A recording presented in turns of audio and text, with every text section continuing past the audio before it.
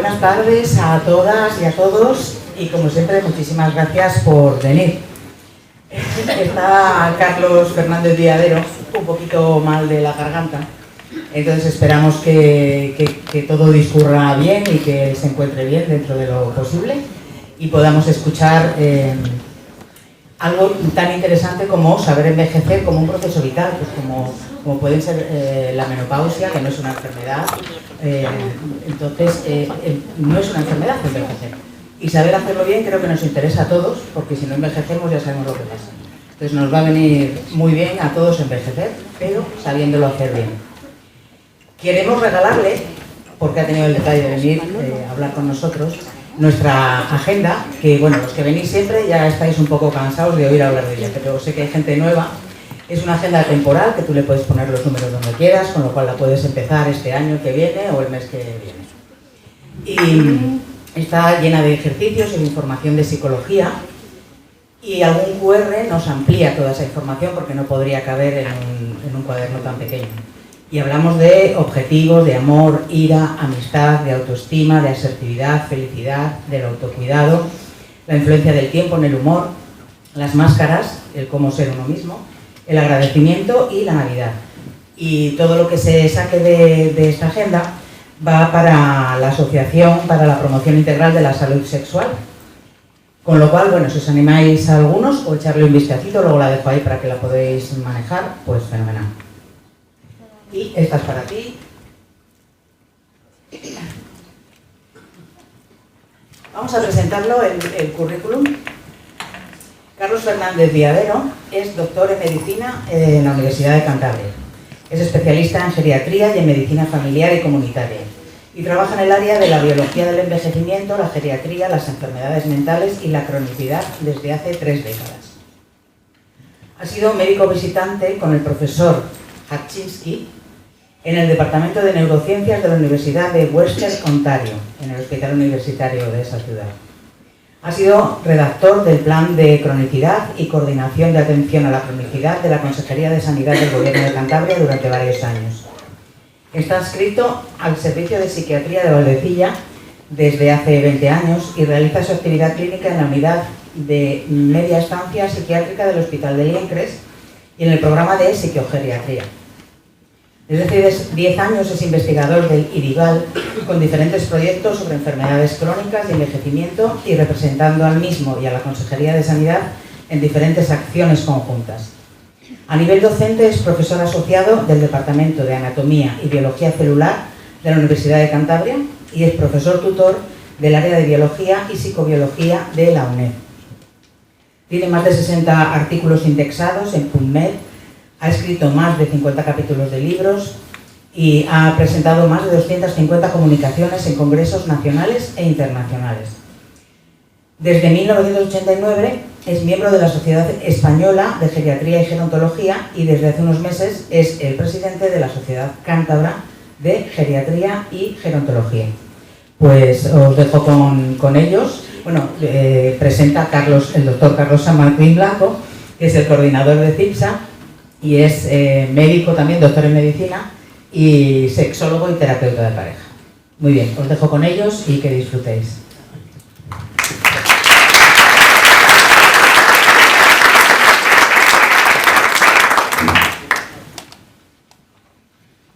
Bueno, muchísimas gracias.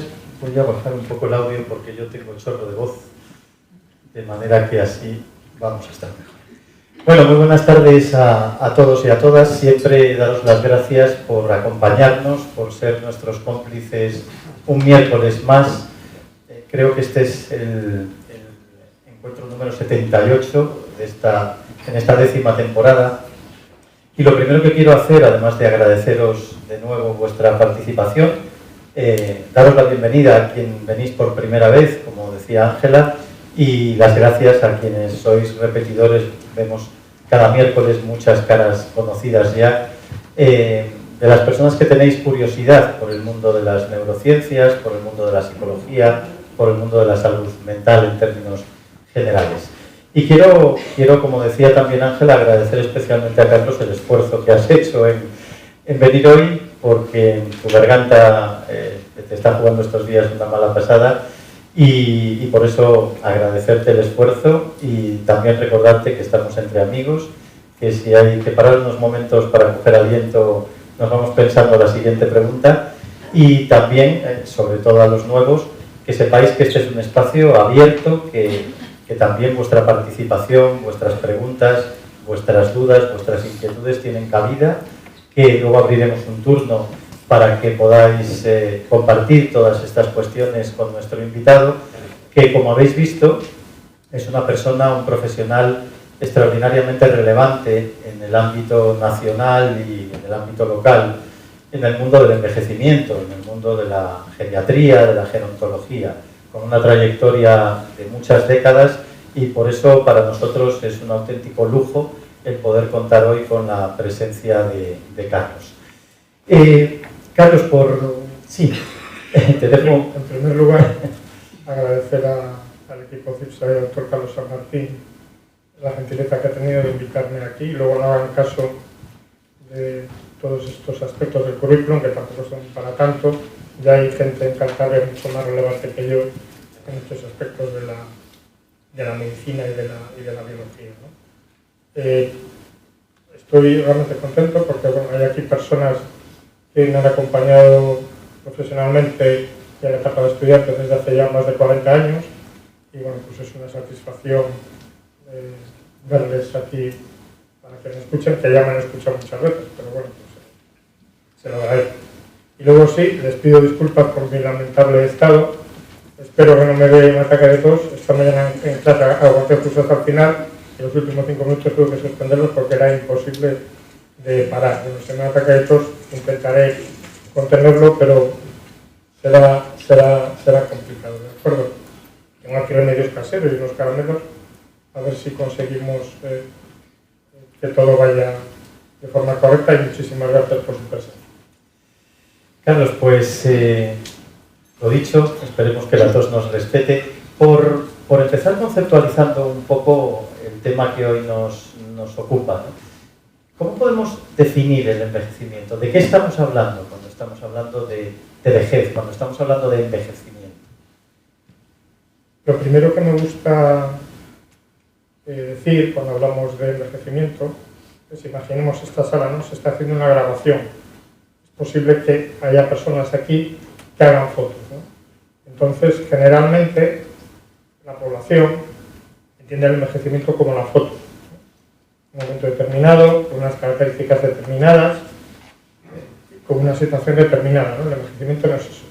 El envejecimiento no es la foto, el envejecimiento es el vídeo. Es un proceso.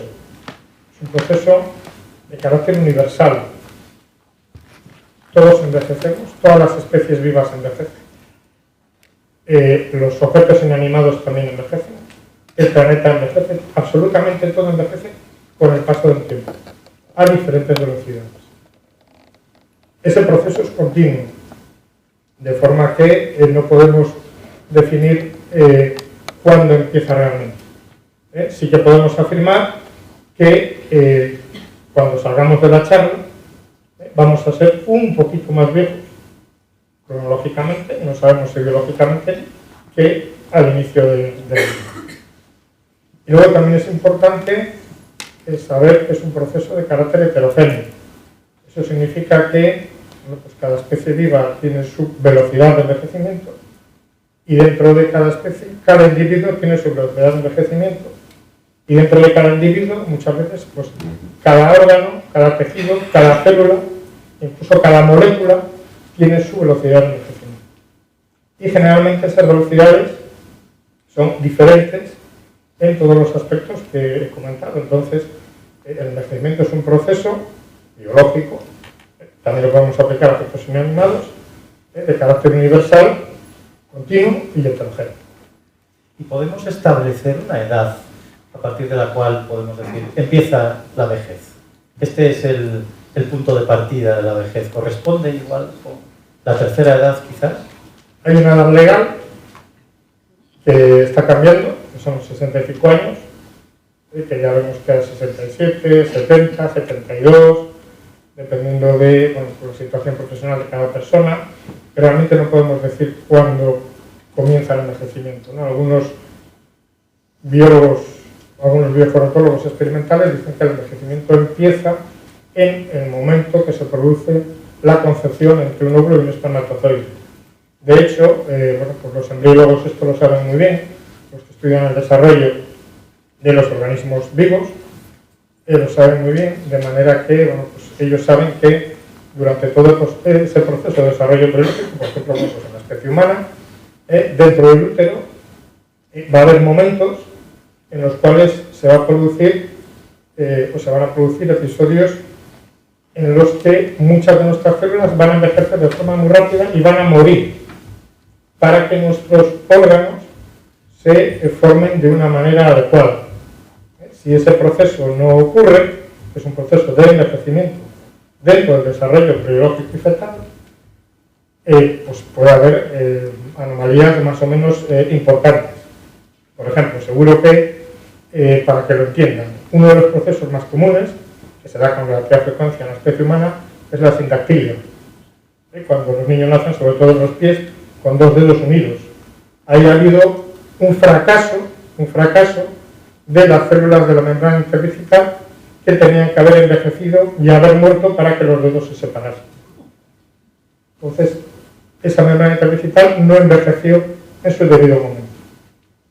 Es muy difícil hablar de una edad concreta, ¿no? Luego va a depender sobre todo de cada persona si hablamos de la especie humana. Lo que sí parece es que se va dilatando esa edad, al menos no tanto biológica, pero sí quizás la edad legal, ¿no? De manera que ya casi vamos hablando... Más que la edad legal, la edad social. Ajá. Como he dicho, bueno, pues aquí hay varias personas con las que tengo relación desde hace muchos años, profesional. Entonces, bueno, estamos en diferentes momentos de esa etapa. Unos ya han pasado a la fase de envejecimiento, digamos, social, porque ya están jubilados, otros todavía no. Pero eso es una cuestión exclusivamente social, ¿no? Entonces, bueno, pues Donald Trump y Joe Biden son viejos. Claro, alguno de los dos va a ser presidente con 80 años. Con 80 años. Y no van a ser presidente de Burkina Faso, van a ser presidentes de Estados Unidos. Con lo que eso significa. Entonces, realmente es una edad social o muy, de alguna manera, determinada por los diferentes agentes sociales y que no necesariamente tiene que ver con los aspectos cronológicos o biológicos. Ponías esos dos ejemplos, ¿no? De personas ya de una edad avanzada como estos dos políticos. ¿Nos estamos resistiendo cada vez más a envejecer? ¿Tenemos el envejecimiento puesto un poco el foco en el aspecto negativo? A mí me parece que no es un problema de resistencia al envejecimiento, sino es un problema de asumir lo que tú eres en un momento determinado, ¿no? Entonces, bueno, pues hay personas que no asumen lo que son ni cuando tienen 10 años, ni cuando tienen 20, ni cuando tienen 40, y mucho menos cuando tienen 80, ¿no? Entonces yo creo que eso es importante, ¿no? Asumir lo que tú eres en un momento determinado, ¿no? Por ser o por tener más edad cronológica, no necesariamente vas a ser más viejo biológicamente que uno que tenga 10 años menos que tú. Entonces eso sí que es un aspecto importante, ¿no? Sí que es cierto, bueno, pues que en general el cambio de etapa productiva laboral a una etapa no productiva laboral, bueno, pues sí que puede producir cierta disensión cognitiva, ¿no? Pero bueno, todo depende de que sepamos asumir realmente lo que somos, ¿no? Y depende también mucho, bueno, pues de nuestro trabajo, etcétera, ¿no? Porque hay personas que siguen. El otro día había un reportaje de Antonio López, el pintor, que tiene ya 90 y tantos años. Es viejo, pues sigue produciendo igual o mejor que antes. ¿Qué es? Pintor, produce igual o mejor que antes, es viejo. Cada uno que saque su conclusión. Lo que sí parece claro es que socialmente el envejecimiento en muchos aspectos se está asociando a situaciones negativas, ¿no? Por ejemplo, personas se les jubila de una forma muy anticipada en sus trabajos, con edades en las cuales todavía podemos tener la impresión de que hay capacidad de seguir siendo productivo. ¿Todo eso influye en que nos rebelemos ante el envejecimiento, ante las señales físicas del envejecimiento? Hombre, todo eso puede influir. Lo que pasa es que la experiencia que yo tengo con la mayoría de las personas que se han jubilado anticipadamente y se han jubilado pues, con 50, 40 o menos años o con 60 años, generalmente la experiencia que cuentan es bastante favorable. Bastante favorable. Otra cosa es que, y así, y de la misma manera, bueno, pues gente que el otro día estaba bueno, pues, con un antiguo profesor mío que con 80 años bueno, pues sigue haciendo cosas de microscopía electrónica, ¿no? Entonces, bueno, pues no le gustó que lo jubilasen. En algún momento hay que dejar paso a las generaciones jóvenes, ¿no? Bueno, y conectamos además con el concepto de envejecimiento saludable, ¿no? Es un concepto que yo os oigo decir mucho a los especialistas, ¿no? ¿Qué es exactamente eso del envejecimiento saludable? Pues hombre, básicamente es estar bien y sobre todo sentirse bien. Otra cosa es cómo llegamos a el envejecimiento saludable, ¿no? Entonces, generalmente asumimos que las personas tienen un envejecimiento saludable cuando tienen unos hábitos de vida, bueno, pues, que denominamos sanos, relacionados fundamentalmente bueno, pues, con consumo de sustancias, con dieta, con actividad física, con actividad social, etc., ¿no? Frente a otras personas que bueno, pues, tienen esos hábitos, digamos, malos, ¿no? Que es posible que influyan de una forma importante en el envejecimiento, ¿no? De forma, digamos, negativa, acelerando el proceso. ¿Y existen diferencias en cuanto al sexo, en cuanto al envejecimiento en los hombres, al envejecimiento en las mujeres? Porque es un hecho que las mujeres tienen una esperanza de vida notablemente superior a la de los hombres, ¿no? ¿Qué explica todo esto? Yo voy a decir una frase que a nosotros nos decía, tengo varios compañeros aquí, el profesor José Pablo Rebás, no sé si os acordaréis de él, de biología, que decía que en biología el macho es un lujo biológico. Punto. El sexo femenino, en general, bueno, sobre todo en la especie humana, generalmente tiene muchísimas ventajas, por lo menos tal y como funcionaba hasta ahora. No sabemos de aquí en adelante, ¿no? Porque todos estos conceptos cambian, ¿no?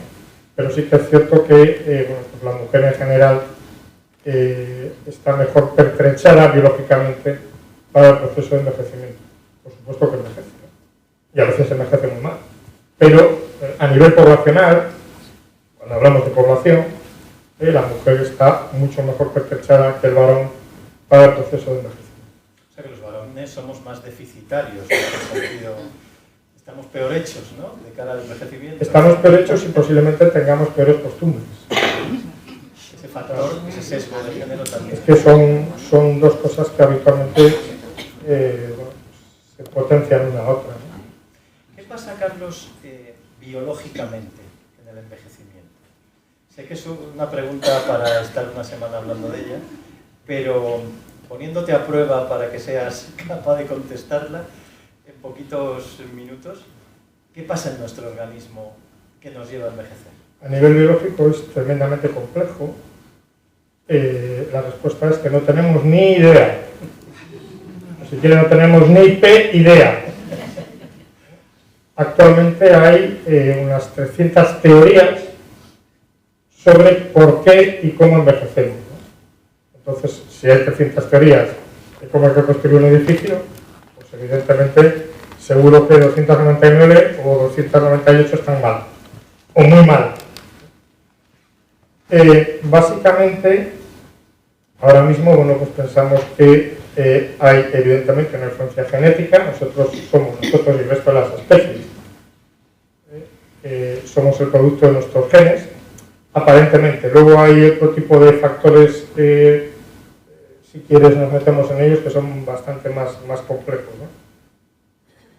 Además de ser el producto de nuestros genes, o sea, ser el producto de nuestros genes quiere decir que nosotros somos las proteínas con las que estamos hechos, básicamente. proteínas son elementos fundamentales a nivel de las células, ¿no? A partir de ahí, bueno, pues hay una serie de genes que teóricamente, bueno, pues producen efectos, digamos, deleterios en los organismos vivos, y hay genes pues, que de alguna forma cuando se expresan, los genes, todos tenemos los mismos genes, más o menos con la misma carga de información, dependiendo de la composición que tenga el ácido desoxirribonucleico, ¿no? Porque no todos somos iguales, evidentemente. Entonces, es complejo, ¿no? Porque realmente sí que cuesta definir el tema genético, ¿no? Hace 20 o 30 años era lo primordial los genes. Sabemos que hay personas que envejecen prematuramente, bueno, pues son el síndrome de Werner, el síndrome de Hutchinson-Gilford, estos niños que tienen aspecto de muy ancianos, y el problema que tienen estos niños es que unas proteínas que están en el núcleo de su célula, en el núcleo de su célula, no en el resto de la célula, solo en el núcleo, funcionan mal. Entonces, estos niños envejecen muy prematuramente, ¿no? Además de eso, tenemos que tener en cuenta otro aspecto fundamental desde mi punto de vista, depende un poquito también de las teorías que manejemos, ¿no? Y es la propia actividad que tenemos, y sobre todo la propia actividad que tienen nuestras células, que para sobrevivir, bueno, pues tienen que consumir energía, necesitan oxidar glucosa para obtener energía, y en este proceso de oxidación, pues a veces uno no es tan... Tienen que tener en cuenta que este proceso de oxidación se está realizando en todos nosotros, en cada una de nuestras 400, 500, 600 millones de células de forma simultánea, y que en cada célula ese proceso se está realizando miles de veces a la vez. Entonces es muy difícil que un proceso de ese tipo no tenga algún error. Entonces, cuando hay errores en esos procesos, se pueden producir unas moléculas que denominamos radicales libres, que son una especie de activa del oxígeno, no vamos a entrar en ese tema. Radicales libres que dañan sobre todo las estructuras grasas del organismo. Dice, bueno, pero si nosotros no tenemos, ¿no? Tenemos un poco tocinillo, yo por ejemplo, pero no tenemos, bueno, alguno tiene más, otro tiene menos, y habrá gente aquí que prácticamente no tenga grasa corporal. Claro, lo que pasa es que no nos estamos refiriendo a esas grasas. Lo que mucha gente, bueno, pues, olvida es que todas nuestras células, esa cantidad ingente de células, están aisladas unas de otras por una envoltura que es la membrana celular, y la membrana celular fundamentalmente es grasa. Dos tipos de grasa, colesterol y fosfolípidos, sobre las cuales hay también, bueno, pues hay entremetidas proteínas, ¿no? Entonces, esos radicales libres atacan esa grasa o esos lípidos y hacen que esas células funcionen mal, ¿no? Y además también pueden atacar, bueno, pues determinados fragmentos de los ácidos nucleicos dentro del núcleo, ¿no? Y ese es un aspecto también relativamente importante. Y el otro, bueno, pues sería lo que intentan difundir algunos investigadores, que es el envejecimiento celular programado, ¿no? En el cual todas nuestras células van a tener una expectativa de vida X, de manera que, bueno, pues solamente se van a poder dividir para reparar algún tipo de lesión un número determinado de veces, ¿no? En la especie humana se estima que en las células de la piel, que es donde más se ha analizado, nuestras células de la piel se pueden dividir 40, 44 veces. Y una vez que ocurre eso, se acabó. Pase lo que pase, la célula ya no se va a dividir. Por supuesto hay excepciones. Actualmente los biólogos experimentales, bueno, pues tienen una serie de líneas celulares inmortales, realmente son inmortales hasta ahora. La más conocida es la línea HELA, H-E-L-A, que corresponde al nombre de Henrietta Lacks, que es una señora, creo que era de Virginia o de Georgia, que falleció en los años 50 de un cáncer de ovario. Entonces, cuando le hicieron la necropsia, El patólogo, bueno, pues cogió unas células de su cáncer de ovario, las cultivó y hasta ahora. Esas células no tienen límite de 44 divisiones. Si están en un medio adecuado y están bien nutridas, siguen y siguen y siguen y siguen. Si cogemos una célula de nuestra piel y la ponemos en esas condiciones, dependiendo de la edad que tengamos, bueno, pues le quedarán 44, 32, 21, o 10, o 15, o 0. No sé si eso explica... ¿Y hemos aprendido algo de las células de esta señora? Bueno, se emplean fundamentalmente para cultivos celulares y para procesos relacionados con el cáncer. Pero sabemos... También se emplean, pero menos para el envejecimiento. ¿Sabemos qué peculiaridad tienen esas células que las hace inmortales? Pues tienen una serie de cambios a nivel genético que, bueno, pues las permiten multiplicarse de forma indefinida, producir divisiones celulares de forma indefinida. O sea, que eso nos acercaría a la inmortalidad. Sí, pero ¿de dónde proceden esas células? Claro. De un cáncer. Para algunos biólogos, por ejemplo, el envejecimiento y el cáncer, para algunos biólogos, serían procesos antagónicos, ¿no? El envejecimiento haría una célula ir hacia un lado y el cáncer haría la célula ir hacia otro. De hecho, el cáncer no son nada más que células que se multiplican de manera indiscriminada y que nadie las puede controlar. Con medicina, cirugía, etcétera, pero en el laboratorio, bueno, pues no se podrían controlar, estarían multiplicándose, multiplicándose, multiplicándose. Esto nos lleva a la pregunta de si hay, evidentemente, una edad tope, es decir, que por mucho que mejoremos todos los factores de los que dependa nuestro envejecimiento, nos vamos a encontrar con un techo a partir del cual no podemos aspirar a cumplir más años. ¿Esto está determinado biológicamente? Está determinado para cada especie. La especie humana son 120 años. Es una cifra, ahí hay algunos que dicen que no, que vamos a vivir, pero la especie humana son 120 años. Lo que cambia, y lo que ha cambiado de manera reiterada, es la expectativa de vida media. ¿Cuánto va a vivir una población determinada en un momento determinado, ¿no? En Roma, en el Imperio Romano, la expectativa de vida máxima eran 120 años. La expectativa de vida media eran unos 30 a 35 años.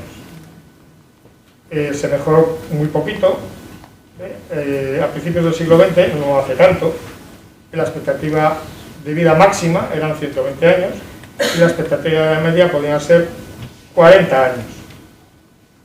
En el 2000, la expectativa de vida máxima sigue siendo la misma y la expectativa de vida media, bueno, pues está alcanzaba casi los 80 años, ¿no? Ahora estamos en los 80 y depende del país, depende de si se es mujer o si se es varón, entre 85 y 86, y hay un estudio reciente, es una estimación que hacen los epidemiólogos, en los cuales dicen un estudio sobre los 35 países más industrializados del mundo, que es posible que para el 2050, que no está tan lejos, la expectativa de vida media de las mujeres en algunos países, en concreto Corea, Japón, Francia y España, y algún país también más mediterráneo, posiblemente Italia, la expectativa de vida media de la mujer llegue o sobrepase los 90 años y el varón, bueno, llegue a los 87 o 86. La expectativa de vida media. Eso quiere decir que, analizando la población, esa población, bueno, pues va a vivir 90, 91 o 87. Es decir, tendremos muchos centenarios, ¿no? en ese momento. Eso, estadísticamente, es peor. Es peor. Y son datos del INE, no son datos míos. 1970, que no llegaban a 800 centenarios. 2017, 15.381. Ahora mismo debemos estar por los 20 y tantos mil. El INE calcula que en España para el 2060 los centenarios van a pasar de 200.000 personas, de largo.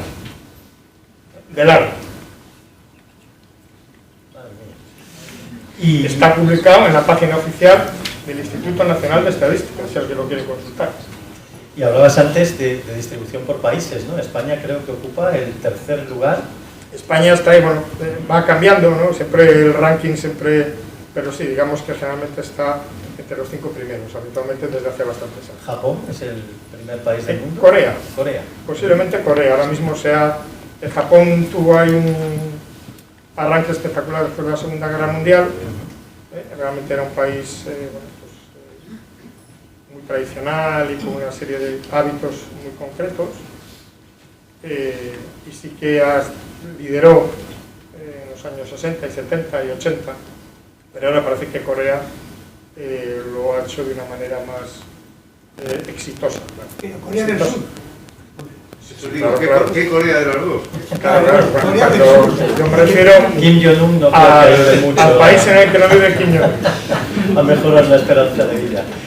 Y sé que, imagino que sean muchos factores, ¿no? Pero ¿qué nos ha llevado en tan poco tiempo? Porque claro, efectivamente estás hablando de un incremento exponencial, de un incremento enorme en muy pocas décadas de la esperanza de vida. ¿Qué ha provocado eso? Eso es una pregunta, bueno, tampoco son pocas décadas. Bueno, depende del país. Por ejemplo, Europa y sobre todo los países de la Revolución Industrial, Alemania, Francia, Inglaterra, Países Bajos, comenzaron este despegue a mediados del siglo XIX. La Revolución Industrial empezó un poquito antes, pero bueno, en el XVIII, pero ellos comenzaron el despegue en el siglo XIX. Entonces realmente han tardado en lograrlo, pues prácticamente 150 años, ¿no? Ahora mismo hay países sobre todo, bueno, pues los tibios asiáticos, algún país suramericano, Brasil, que este cambio radical lo están haciendo en 20-25 años, ¿no?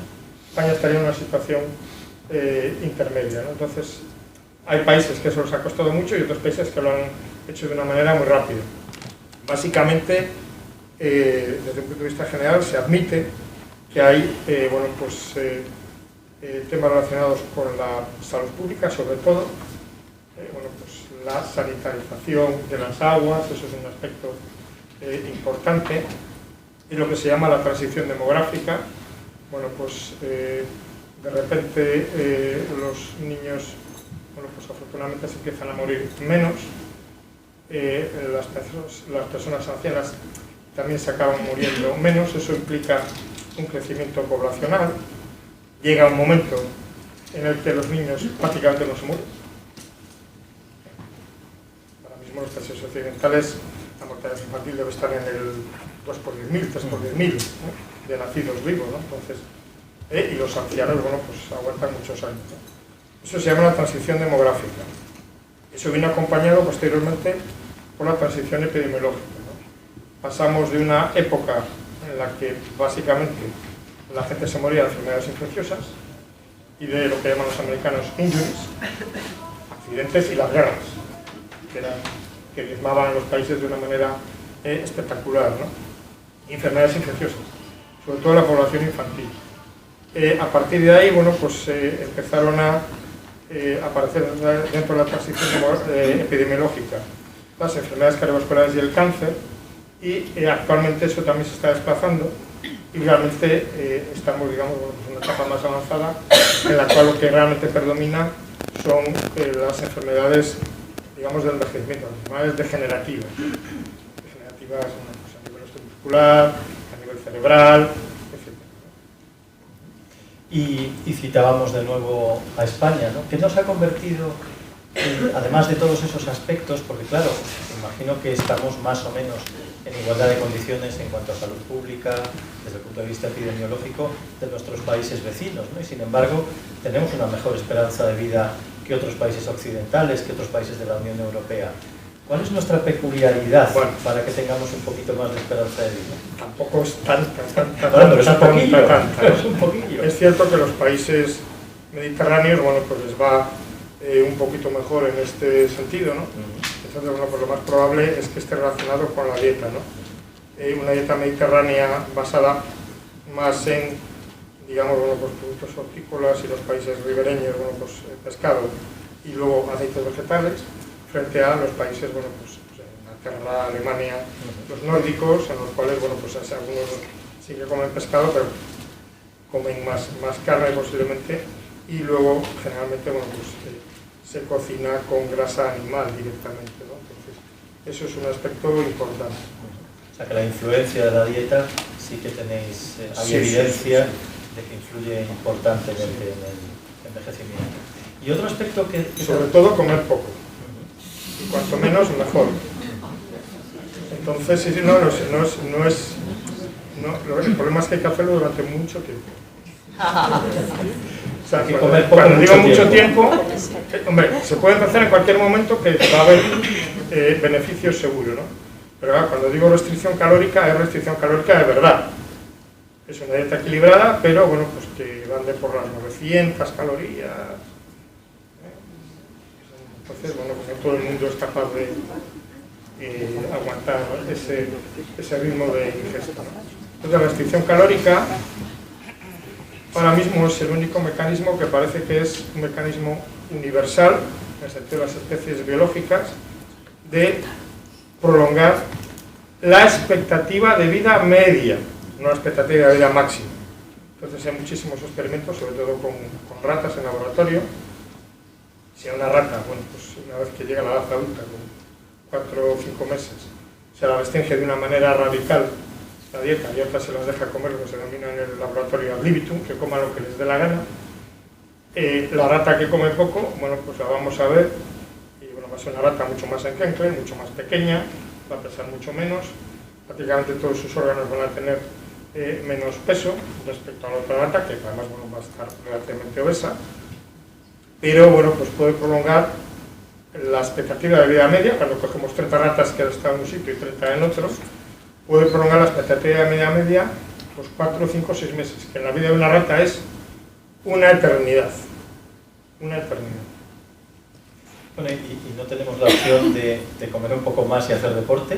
¿Podemos compensar de alguna manera? También. Porque muchos lo estáis pensando, ¿eh? No sé si me compensa, estaréis pensando. Pero parece que el problema está en la restricción calórica. O sea, no es Porque, compensable vamos con la a ver, actividad física. desde el punto de vista de regulación fisiológica, lo peor que hacemos con nuestro organismo es meterle nutrientes, porque en ese momento todo se descontrola, nuestra glucosa sube, todo sube, y el cuerpo tiene que poner toda su maquinaria en marcha para volverlo a sus límites normales. Entonces, claro, no podemos comer y luego ir a correr 4 horas. Vaya. El ir a correr, bueno, 4 horas no sé, el hacer ejercicio está bien, ¿no? Está también, más aparte, está también demostrado que la actividad física regular mejora no sé si el tiempo, pero mejora el cómo envejecemos. Básicamente hay 3 medidas generales, ¿no? Las personas lo que quieren es una pastilla que me quite el dolor, una pastilla que me quite el catarro, como en mi caso. Bueno, ya ven que mi pastilla es un té con limón y unos caramelos de menta. Y bueno, pues otros lo que quieren es que se les quite pues, el envejecimiento, ¿no? Y no hay pastillas para eso de momento. Entonces, bueno, pues sí que es importante básicamente la actividad. Y cuando hablo de actividad no es actividad física. Actividad física puede ser, bueno, pues actividad física moderada, aeróbica. Ahora, bueno, pues estamos trabajando bastante con la actividad contra resistencia o isométrica, algo que también tiene su importancia en algunos aspectos. La actividad mental, tremendamente importante. La actividad mental.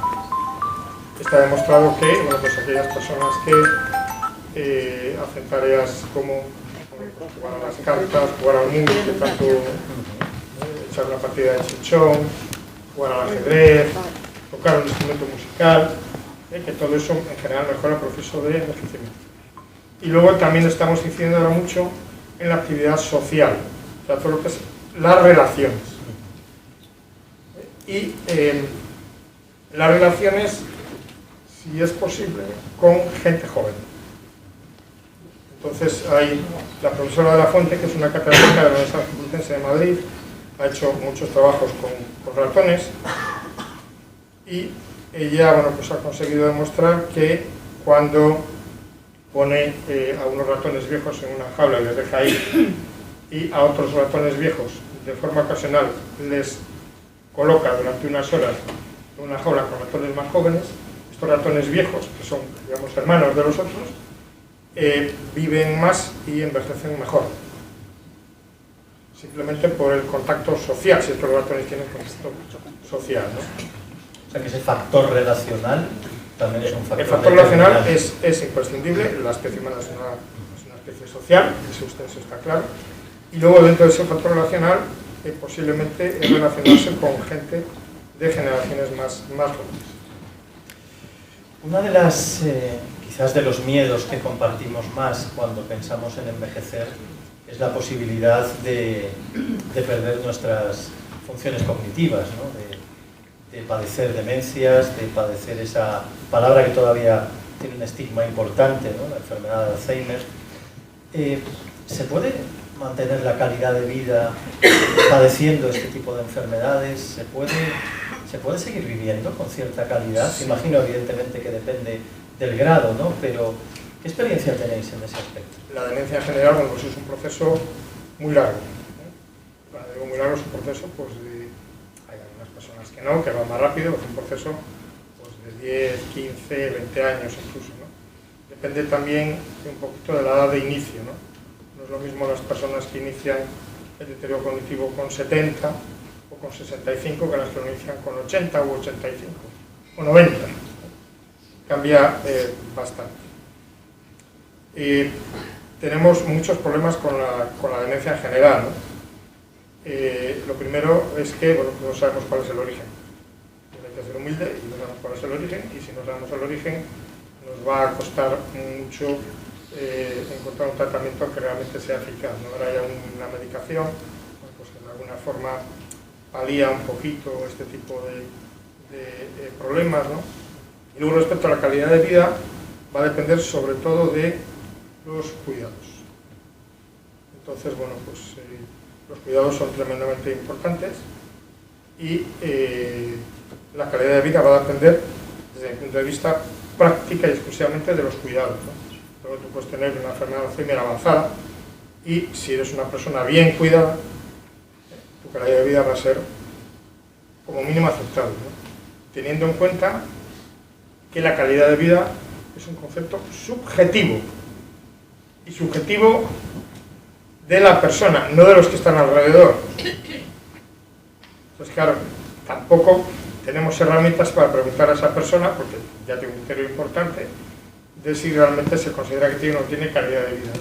Pero está claro que los cuidados son tremendamente importantes, ¿no? Ahora mismo, bueno, pues el Gobierno de Cantabria de alguna manera está apostando por esto, ¿no? Hay una subdirección del Servicio Cántabro de Salud, que es una subdirección de cuidados, y hay una dirección general, la Consejería de Sanidad, que es una dirección general, entre otras cosas, de humanización, ¿no? Entonces, bueno, pues ahí es donde yo creo que debemos de poner el foco, ¿no? Qué importante es el saber cuidar a nuestros mayores, ¿no?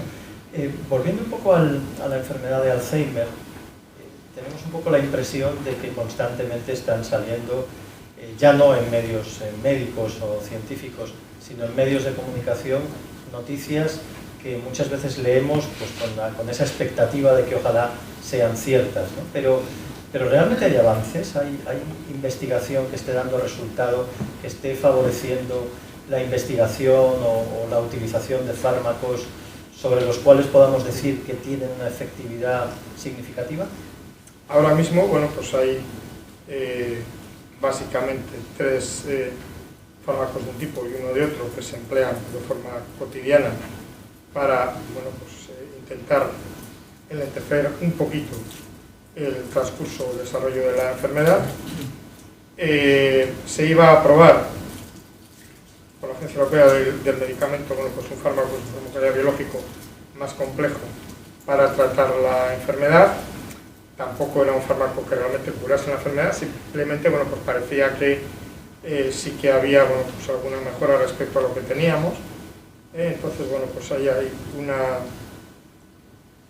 una competencia, bueno, entre la FDA americana, que es la agencia que autoriza ahí los productos, que autoriza este producto de una manera más o menos rápida, y la europea no se ponen de acuerdo, ¿no?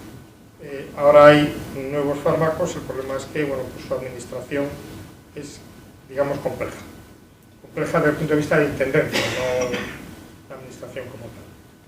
¿Su vía de administración? O No, su la vía manejo? es una vía intravenosa, pero bueno, el problema es que hay que hacerlo cada determinados días, hay que hacerlo en el hospital, entonces claro, si tú tienes en Cantabria entre 5.500 y 6.000 personas, no todos estaría indicado, pero claro, ya necesitas tener una infraestructura importante, independientemente del precio, controles, etc. Antes hablabas de Pero bueno, llegará, o sea. Antes hablabas de la importancia de que las administraciones sanitarias se ocupen del cuidado, ¿no? Establezcan estructuras administrativas, estructuras que funcionen.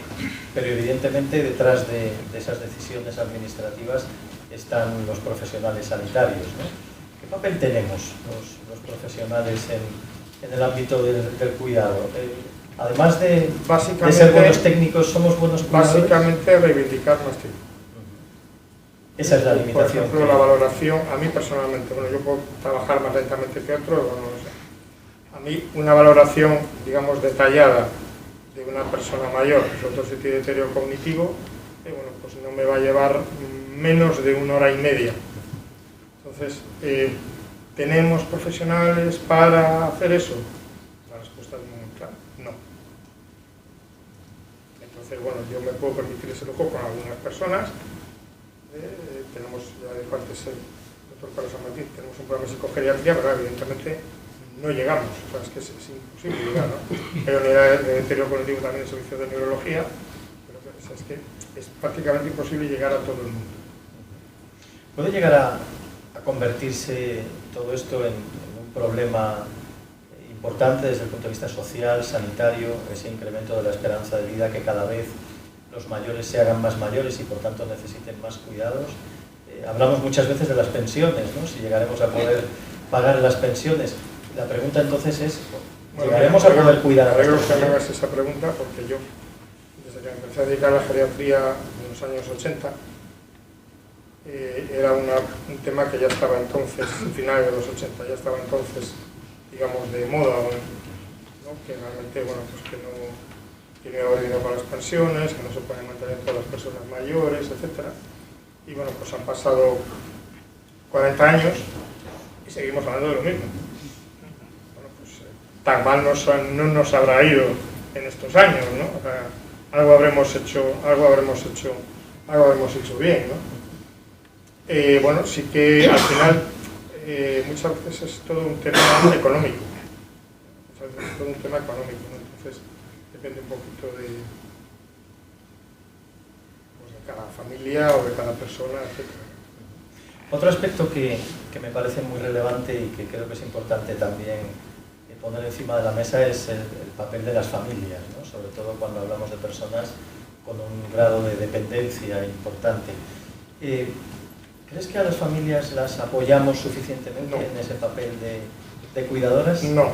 ¿Qué necesitaríamos para que se sintieran acompañadas o apoyadas desde el punto de vista sanitario, desde el punto de vista social? Yo cuando hablo de este tema, bueno, pues siempre digo 2 frases, ¿no? La primera frase es que la demencia es una enfermedad que mata 2 veces. Primero te mata cognitivamente, hasta algunos años te mata físicamente, ¿no? Y digo que es una enfermedad que siempre afecta a 2 personas, que es la que padece el problema y la persona cuidadora principal, ¿no? Yo creo que no apoyamos suficientemente a las familias, es complejo. Básicamente no hay personal y no hay tiempo. Entonces, el tema del cuidador para nosotros siempre es tremendamente relevante. Porque el que las cosas vayan bien o el que las cosas vayan mal va a depender siempre de que el cuidador se sienta más o menos apoyado. Entonces, claro, el problema es el de siempre, ¿no?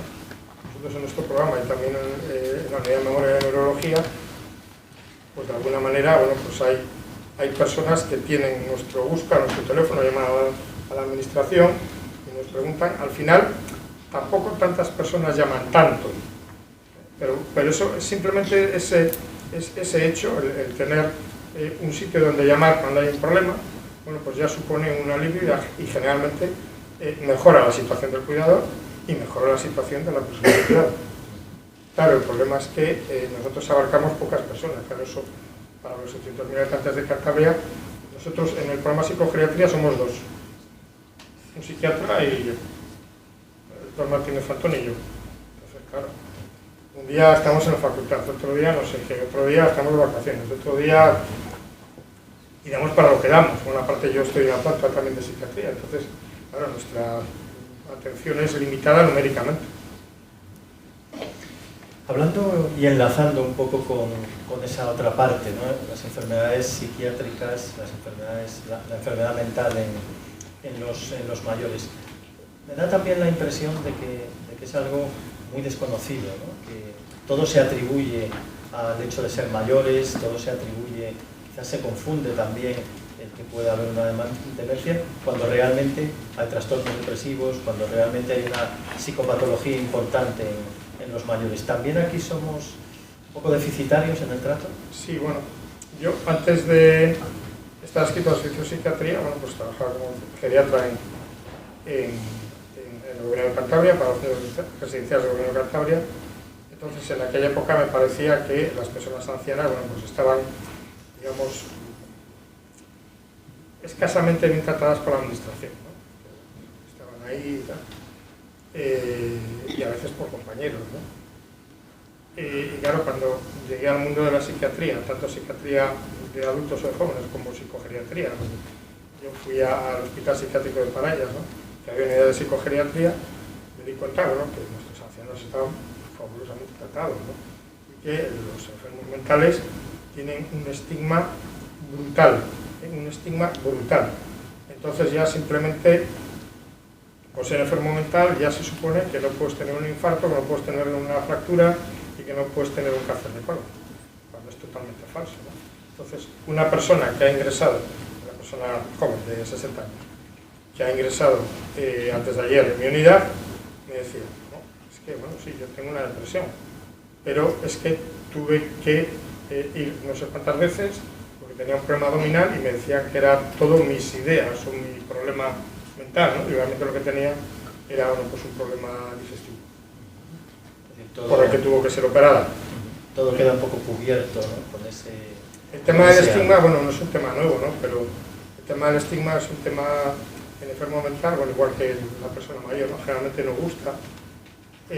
No es un paciente en el que tú puedas, de alguna manera, tener un resultado maravilloso, bueno, pues que pueda salir a una rueda de prensa, que han hecho un trasplante triple de corazón, páncreas, pulmón, ojos y riñón, ¿no? O claro, pero, claro, eso, mira, tengo aquí un paciente que me está diciendo que es hijo de los extraterrestres y que ya no sé qué hacer con él. Y encima los fármacos que tenemos, pues controlan la enfermedad, pero tampoco son curativos. Entonces, son pacientes, bueno, pues que de alguna manera la sociedad los aparta, ¿no? Porque son personas que no gustan. Hablabas de recursos, hablabas de unidades, de departamentos, de áreas donde atender a este tipo de pacientes. También instituciones que cada vez forman parte más de nuestro tejido social son los geriátricos, las residencias geriátricas. Ha habido mucha controversia con todo el tema de la pandemia en relación a cómo se ha abordado, a ciertos protocolos, etc. ¿Qué podemos decir de la calidad de las instituciones que acogen a nuestros mayores? Imagino que sea una pregunta muy general, ¿no? Pero ¿qué impresión tienes tú a nivel interno, como alguien tan conectado con ese tipo de pacientes? Pues es como toda nuestra vida, ¿no? Yo no voy a hablar de las residencias, porque trabajo directamente con los centros residenciales. Nuestro programa inicialmente es básicamente para centros residenciales. No podemos llegar a todos, eso está claro, pero va a llegar, por ejemplo, los profesionales sanitarios, ¿no? Entonces, bueno, pues yo tengo profesionales sanitarios que son grandes profesionales, otros que son profesionales normales y otros que son, pues, muy malos profesionales. Y en los centros residenciales pasa igual, o sea, ¿no? Y en los ingenieros pasa igual, y en los abogados, y en los camioneros, y en los barrenderos, y en los camareros. O sea, en todas las profesiones y en todos los estamentos hay áreas que trabajan muy bien, otras que trabajan y otras pues, que lo hacen mal. En términos generales, la dotación de la que disponen, en tu experiencia, la dotación de la que disponen estos recursos, estas residencias, suele ser adecuada. Lo digo porque muchas veces se habla en los medios, ¿no? Hay controversia en relación a pobre dotación de personal. Yo me considero trasverano, no pasivo, pero bueno, voy a darte una respuesta trasverana. Voy a darte una respuesta trasverana. ¿Cuánto estaríamos dispuestos a pagar? De nuestro bolsillo todos los meses, a base de impuestos, ¿cuánto? Aparte de lo que... 1.000 euros más al mes cada uno, 2.000 euros más al mes cada uno. Es decir, volvemos a la necesidad de recursos, ¿no? ¿Cuánto estaríamos? Claro, vamos a ver. Los recursos no caen, no es mana del cielo. Entonces, ¿hasta dónde estaríamos dispuestos a sacrificarnos y que nos incrementen los impuestos para que bueno, se pueda mejorar, que tampoco no es una calidad mala? Yo conozco centros residenciales que dan una calidad excelente, no. Lo siguiente, aquí en el área de Santander. Pero, bueno, primero necesitas tener profesional muy entrenado y luego, a nivel de todas las plazas concertadas, pues claro, al final necesitas, si quieres incrementar el personal, necesitas incrementar los ingresos, claro, es que no hay otra forma. La posibilidad sería, bueno, pues personal que fuese a trabajar gratis. Los anglosajones esto lo tienen semi-asumido. Voluntariado que apoya semi-asumido, ¿no? Eso aquí es bastante más complejo. Bueno, como os decía al principio, es también vuestro espacio. Si os parece, abrimos un turno para que podáis plantear a nuestro invitado todas las dudas que tengáis. De momento está respetándonos la tos. ¿Alguna pregunta? ¿Algún comentario que se apetezca? Sí, adelante. Bueno, antes de que hable voy a presentarle. Ortega es un miembro muy activo de la Sociedad Cántabra de Geriatría y Gerontología. Bueno, y un seguidor de los miembros más activos que tenemos. Y el mayor, por supuesto. Y un seguidor de estos encuentros desde hace también muchísimo tiempo. Adelante. No, que dicen que, usted lo ha dicho, que la vida tiene como límite 120 años. Porque es verdad. Pues a mí no es verdad. Yo tengo una persona, se ha publicado, para que no hace caso, y siguen con la francesa de 122, la francesa sigue guardando Jean Clement, sí. 132 años, una de Georgia. Lo que pasa es que hay una cosa de querer que no se pase de esa edad. Yo he creído que era por la cosa de la Biblia, decía que la Génesis, he mirado el Génesis, no dice nada. Creo que hay un pasaje bíblico que habla expresamente de 120 años. Creo que lo hay. Bueno, pues, pero no es cierto. Bueno, no es lo cierto, podríamos discutir. Porque esta de Georgia ha puesto, claro, esto no se puede, es como si digamos que estamos aquí ahora nosotros, no se puede negar. La Biblia será lo que sea, yo no lo he encontrado, pero sé que hay esa intencionalidad oculta de decir que no se pase de 120 años, o sea que yo no estoy dispuesto, claro, a tolerarlo. Si se tiene la constancia de que una persona ha muerto a los 132 años, no puede venir nadie, ni el Papa, ni San Pedro, a decirme que... Ortega, vamos a ver. Incluso Jean Calment, la francesa, hay serias dudas de que fuesen 122 años. Parece que allá había... Entonces, no creo yo que en Georgia, la antigua República Socialista Soviética, entiendo. Yo creo que en Georgia, en el siglo XIX, tuviesen unas estadísticas de nacimiento, etcétera, adecuadas para registrar. El problema es el registro. También hay, bueno, pues muchas poblaciones andinas que también hablan de... ahora sí que ya tenemos registros mucho más fiables. Entonces, a partir de ahora podremos, dentro de unos años, dar salida a tu respuesta. Teóricamente es lo que admite la comunidad biológica. 120 años. Está demostrada documentalmente. Que no son 120 años, que pueden ser 119 o 122 o... Quizás no sea... O sea que eso está clarísimo y vamos, cuando haya el congreso que va a haber en Andalucía, ¿no? La voy a exponer porque no puedo permitir. ¿Vas a ir? No puedo permitir que se... ¿Vas a ir? Sí, sí. Vale, pues no lo veremos. Lo de las residencias yo creo que también se está discutiendo.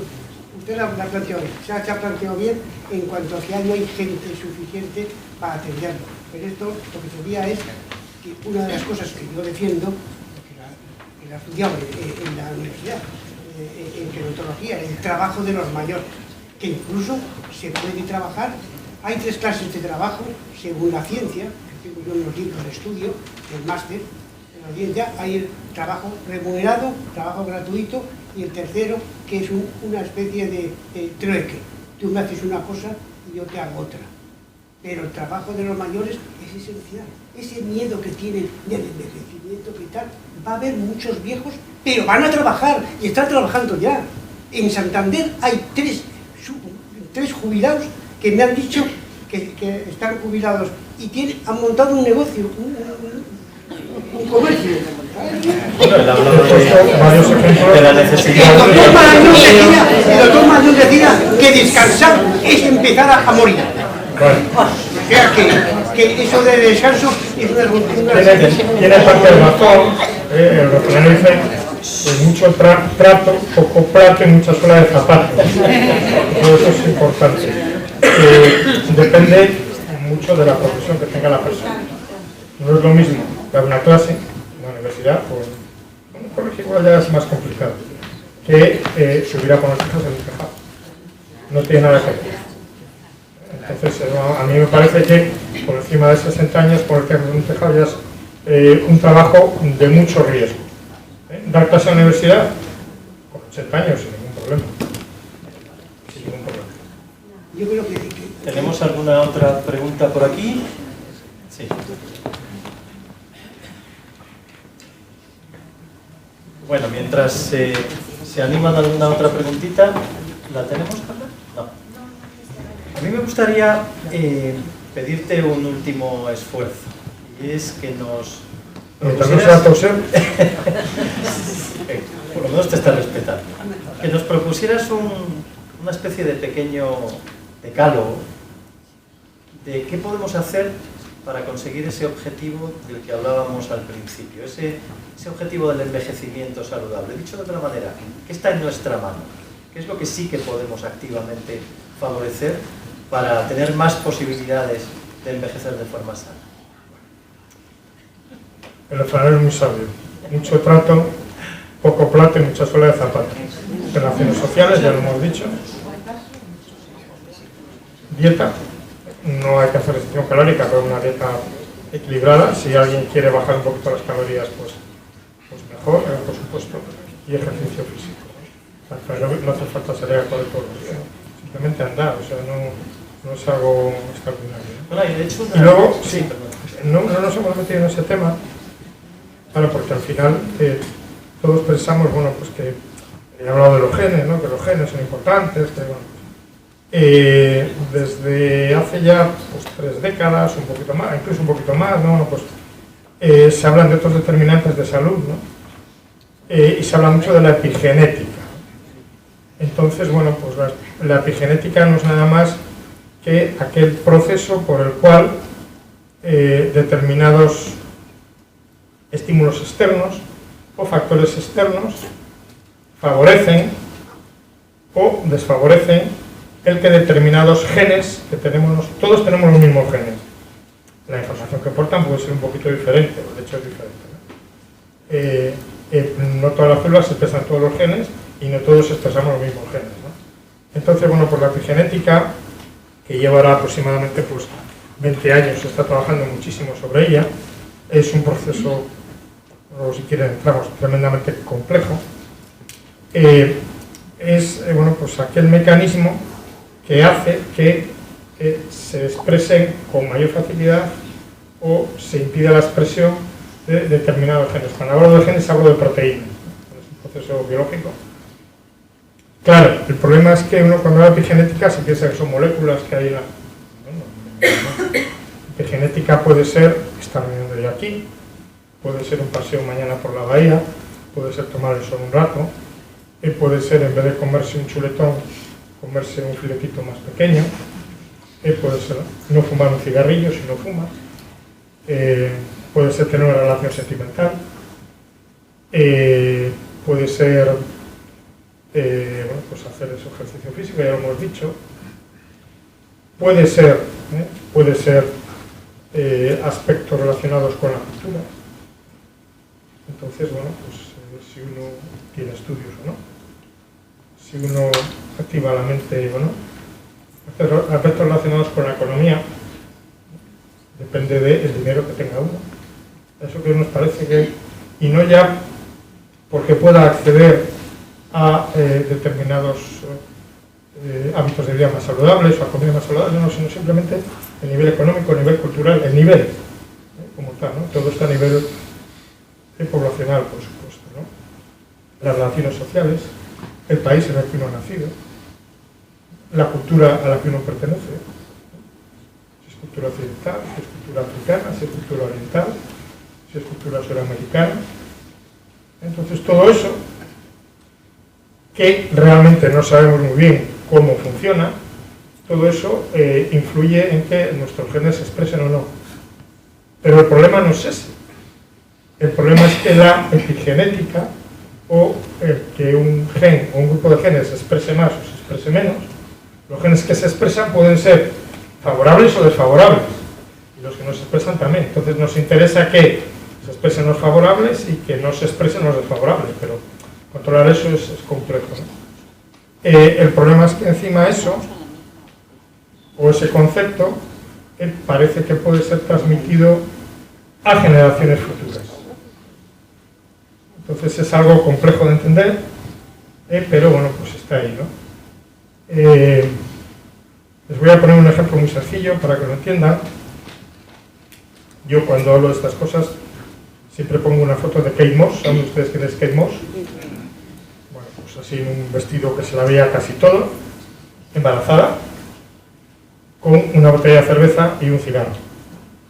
Entonces, bueno, no sé si Kate Moss tuvo una hija o un hijo, pero bueno, pues la botella de cerveza y el cigarro son factores epigenéticos que la han demostrado, ¿no? Si Kate Moss estaba gestando una hija, en su útero ya estaba formado el futuro ovocito que es posible que su hija expulse del ovario para que sea fecundado por un espermatozoide y que le dé un nieto a Kate Moss.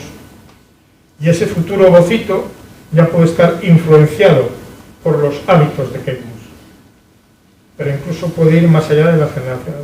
Es un tema tremendamente complejo, ¿no? Hace, pues eso, 3 o 4 décadas estamos centrados en los genes. Cuando hablamos de genética siempre pensamos con la idea de Mendel, el monje moravo que describió cómo actuaban los genes, y pensamos siempre en una herencia autosómica dominante, ¿no? Los padres tienen un carácter que se transmite a la mitad de la descendencia. Eso en biología generalmente es la excepción. Entonces la herencia casi siempre es poligénica y hay multitud de factores que no sabemos realmente bien cómo funciona, ¿no?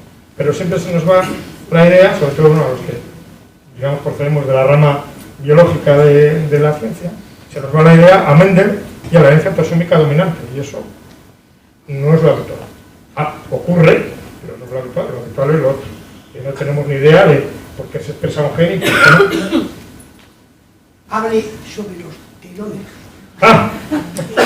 Bueno, verdad, no ha salido el tema de los telómeros, que también es un tema estrella en este aspecto, ¿no? Explícanos un poco, Carlos. los cromosomas ¿Qué son los telómeros? Los cromosomas son la compactación del ácido deoxirribonucleico enrollado alrededor de unas proteínas. Imagínense, estas son las proteínas, se llaman histonas, y aquí damos 2 vueltas y media a un ovillo de lana. y ponemos otro igual y otras 2 vueltas y media, etcétera. Eso puede estar más o menos abierto o más o menos compacto. Y al final lo podemos compactar mucho más. Imagínense que tenemos 1000 frasquitos de estos de miel, los compactamos y bueno, pues hace que eso sea visible al microscopio, que son los cromosomas. Los cromosomas tienen unos extremos. Entonces, claro, el empezar aquí a hablar de cómo ocurre la transcripción del ADN, yo no sé si es el lugar más... Claro, es que hay que saber cómo ocurre la transcripción del ADN, ¿no? Pero la transcripción del ADN, bueno, pues tiene una serie de peculiaridades, con multitud de proteínas enzimáticas que activan, etcétera. Entonces, la transcripción del ADN, que son, como saben, dos cadenas antiparalelas, ¿no? Se van a transcribir siempre hablamos de cadena 5' a 3', ¿no? Un extremo 5', otro extremo 3', ¿no? Pues siempre se transcriben de extremo 5' a 3', ¿no? Lo que pasa es que en una se transcribe en un sentido y en otra en otro. Pero claro, nosotros la hebra del DNA solo la vimos en un sentido. Entonces la hebra solo en un sentido, la hebra conductora sí que se transcribe bien, pero la otra siempre va a tener ahí un fragmento que no se va a transcribir bien, ¿no? Entonces cuando llegamos al final de la hebra, ahí, bueno, pues tenemos un problema, porque claro, ese fragmento de la hebra secundaria no se puede transcribir, ¿no? Y aparecen, bueno, pues determinadas enzimas, como es la telomerasa, que facilitan que todo eso se transcriba. Con el envejecimiento, bueno, pues el aparato molecular de las células empeora y una vez que la célula se ha multiplicado muchas veces, ese aparato molecular del final del cromosoma pues cada vez funciona peor y cada vez se transcribe menos, ¿no? De forma que vamos perdiendo en cada división, bueno, pues una serie de marcas de bases, ¿no? Se llaman bases en biología molecular, de bases del DNA, ¿no? Entonces llega un momento en que los telómeros se acortan y bueno, pues el DNA ya no puede transcribirse porque se transcribiría mal, ¿no? Entroncaría directamente con el límite de Hayflick, ¿no? Que es que cada población celular tiene su propio límite y que las células se pueden dividir durante bueno, pues una serie de divisiones concretas, ¿no? En la piel humana 44 más o menos, ¿no? Entonces, una vez que los telómeros se han acortado, bueno, pues teóricamente la célula ya no se puede vivir más y a partir de ahí la célula tiene que bueno, pues sobrevivir con la maquinaria molecular que tiene y teóricamente a partir de ahí empieza el declive o el envejecimiento. Entonces, bueno, sí que es una teoría no, está demostrado, ¿no? Que conforme más años tenemos, bueno, pues tenemos los telómeros más acortados, ¿no? Y que, bueno, está relacionado con el envejecimiento. Luego podríamos discutir hasta qué punto la epigenética puede contribuir o no a eso, ¿no? La epigenética al final es una tontería, ¿no? Es que aquí o aquí, en la hebra de DNA, no tenemos un cordón por ahí. No tenemos un cordón. Y el de mis zapatos, si quieres. No. Bueno, imagínense aquí la hebra de DNA, ¿no? Bueno, pues hay una serie de radicales químicos, ¿no? Entonces, el que la hebra de DNA esté más o menos expuesta facilita que se transcriba, por lo tanto, que se transcriba es que al final se acabe formando una proteína fuera del núcleo y si está muy enrollada, pues ese gen no se transcribe, ¿no? El que la hebra esté más o menos expuesta va a depender de dos cosas, que son dos factores epigenéticos, que tanto las histonas como el propio DNA tengan una mayor frecuencia de radicales acetilo o de radicales metilo. Son moléculas muy simples, ¿no? Entonces, dependiendo de que tengan radicales acetilo o metilo, bueno, pues va a estar más o menos enrollada y se va a obtener con mayor o menor dificultad la proteína. Es muy complejo, yo no sé si yo creo que no lo he explicado bien, bueno, es algo tremendamente complejo. Y sobre eso pueden actuar cosas tan espurias como que mañana haga sol, o que mañana llueva, o que nos toque la lotería, o que nos divorciemos, o que nos echemos novia, o que tengamos un hijo o un nieto,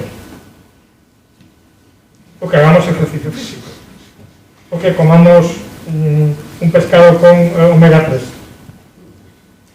que fumemos, que no fumemos. Carlos, pues estaríamos toda la noche hablando de envejecimiento. Tenemos que ir terminando, lo siento. Se la haces ahora cuando acabemos. Sí, se la puedes hacer ahora a nivel personal al final. Carlos, decía que estaríamos toda la noche hablando de envejecimiento. Yo mientras la tos me respete. La tos te ha respetado 100%, habíamos hecho un pacto, en el té había algo milagroso para que no tosieras. Y por supuesto agradecerte de nuevo el esfuerzo por acompañarnos. La invitación. Ha sido un placer compartir este ratito contigo. Os voy a dejar con Ángela, que nos va a presentar el próximo encuentro, el encuentro del mes de abril. Y muchas gracias a todos por venir. Y de nuevo, Carlos, muchísimas gracias. Gracias a vosotros.